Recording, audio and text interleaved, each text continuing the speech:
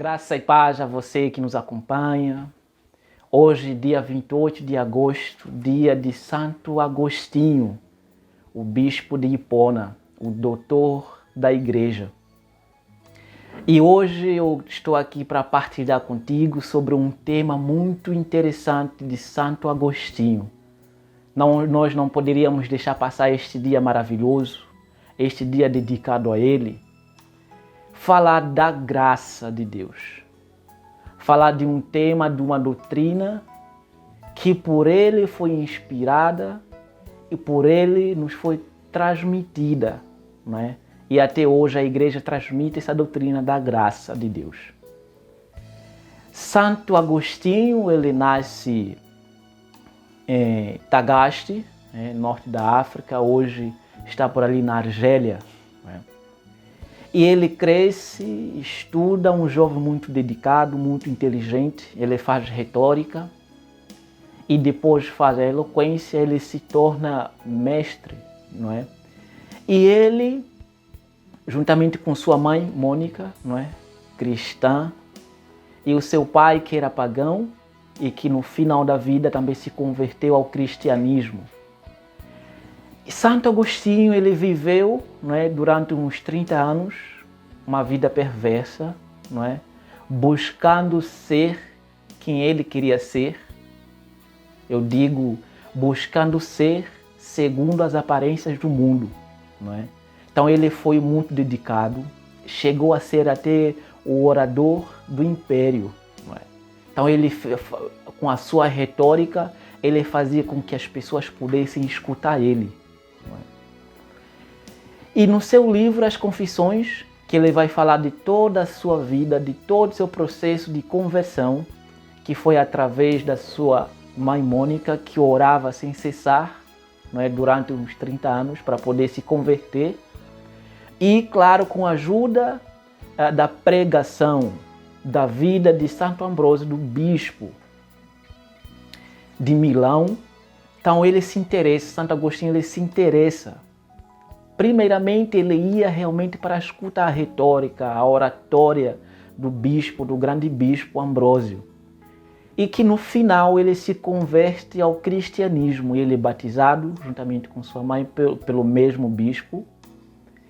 E depois ele se ordena padre e depois ele se torna bispo, né, de Hipona, onde ele morreu, onde ele veio a falecer neste dia de hoje, dia 28 de agosto, né, de 430. E uma das coisas que ele sempre teve com a certeza é de que a sua conversão para Deus não foi de qualquer jeito. Sendo aquele menino, sendo aquele homem muito inteligente, muito dedicado, não é? Pela inteligência que ele tinha, ele poderia dizer que ele conseguiu chegar a Deus pela sua sabedoria. Mas ele não poderia dizer isso, porque não seria verdade. Então ele se converte pela graça de Deus. Pela graça, somente pela graça de Deus. Então ele vai falar, vai escrever em muitos escritos seus, em suas homilias, em seus sermões, sobre a graça de Deus. É claro que ele também vai falar de um tema que também nós podemos relacionar com a graça de Deus, que é o livre-arbítrio, a liberdade da vida humana. Então ele diz primeiramente que o ser humano, o homem, ele é essencialmente livre. Ele foi criado à imagem de Deus, à semelhança de Deus. Deus sendo aquele que não se pode dominar, Deus sendo aquele supremo, o livre, aquele ser que tudo pode, ele imprimiu uma marca no ser humano, que é a liberdade, o livre-arbítrio.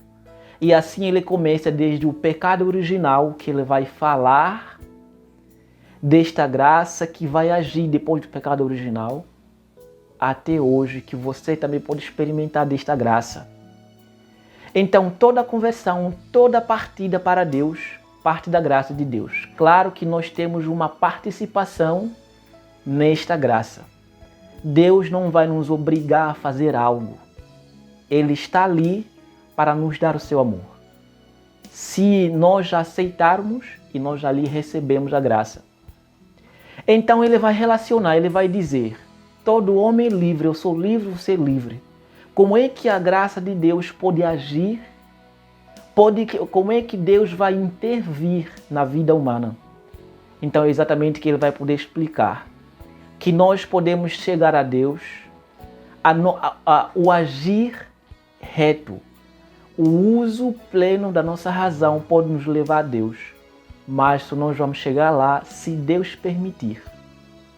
Deus é quem desce para a humanidade. Deus é quem se faz um com o homem. Para dizer que é Deus que vem ao nosso encontro. Então é a graça, esse intervir de Deus em nossas vidas, é a graça de Deus em nós. O Catecismo da nossa Igreja Católica, no parágrafo 1996, que vai dizer que a graça é uma intervenção, é um favor de Deus na vida do homem, na vida da pessoa humana. Então essa intervenção, esse vir, essa vinda de Cristo em nós, é uma graça para nós. Claro que Deus não vai nos obrigar, como eu falava. Mas o nosso livre-arbítrio, a nossa liberdade, faz com que a gente aceite, e é ali que consiste a liberdade. Porque a liberdade é o poder de escolher o que é certo, o que faz bem ao homem, isso que deve ser escolhido. Então a escolha não é exatamente escolher o que eu quero sendo errado, porque ali não seria mais liberdade, seria libertinagem, não é escolher aquilo que me faz mal. Então a verdadeira liberdade é o poder escolher, é o poder da escolha, sendo essa escolha a escolha verdadeira, aquilo que faz bem para mim. Isso que é escolha. Então, como é que a graça de Deus virá para mim? Como é que a graça de Deus se manifesta em nossas vidas?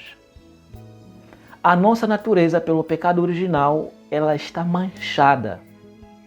Pelo pecado original nos contraímos, nós estamos inclinados ao pecado. A concupiscência, ela entrou na vida humana. Então a graça vai fazer com que a nossa natureza que está corrompida se redirecione para Deus.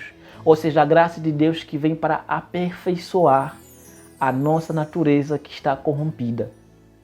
Para quando nós escolhemos Deus, na verdade é Deus quem veio primeiro. É Deus quem se aproxima do homem para poder chamá-lo para Ele. Então toda vez que nós temos a vontade de nos aproximar de Deus, tenhamos certeza que é Ele quem se aproximou primeiro, é Ele quem nos chama, é esta graça. Claro que essa graça, né, dependendo da circunstância que o homem passa, nós podemos denominar de graça atual, de graça habitual, de graça santificante, e dependendo do sacramento que nós recebemos na igreja, cada sacramento tem a sua graça. Cada missão que nós recebemos tem a sua graça.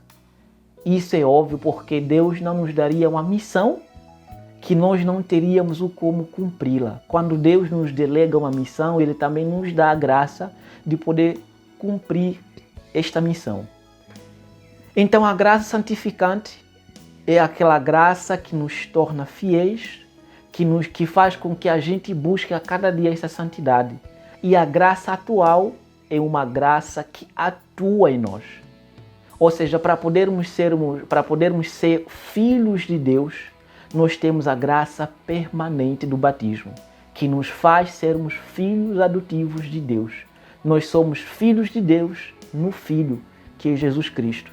Então, esta graça, que nós também podemos encontrar outra graça, a graça habitual, que nós vivemos com ela, com esta graça. Então, dependendo da circunstância, dependendo de momentos que nós passamos, Deus concede, Deus intervém na nossa vida de uma maneira especial, de uma maneira que faz com que nós aguentemos aquelas circunstâncias, aqueles momentos. Quando Deus, por exemplo, consagra alguém a uma missão, Ele também dá a sua graça para que aquela missão na qual a pessoa foi enviada possa se cumprir. Isso, é claro, no matrimônio nós temos uma graça também especial, uma graça particular, Para os sacerdotes também eles têm uma graça particular, uma graça especial. Então cada sacramento tem a sua graça, tem as suas graças. Lembrando sempre que a graça é uma intervenção de Deus em nossas vidas.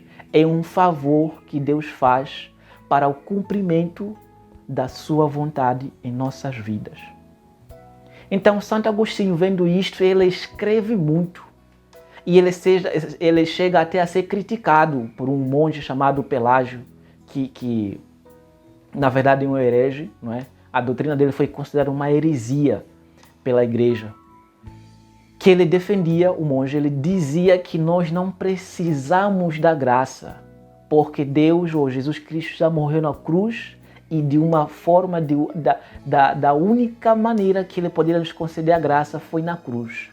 Agora nós podemos ir e encontrar Jesus Cristo sem precisar da sua graça, porque ele já nos deu, não é?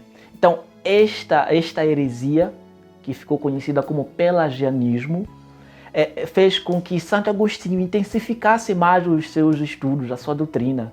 Ele teve que, mais uma vez, rebater, não é, esta heresia, rebater esta doutrina, e assim nós temos certeza, e a igreja proclama a graça de Deus em nossas vidas. Tudo que nós fazemos sempre é uma graça. Então, para que a graça haja na conversão de alguém, é porque Deus já se antecipou para a pessoa, já foi para a pessoa na intenção de poder salvá-la.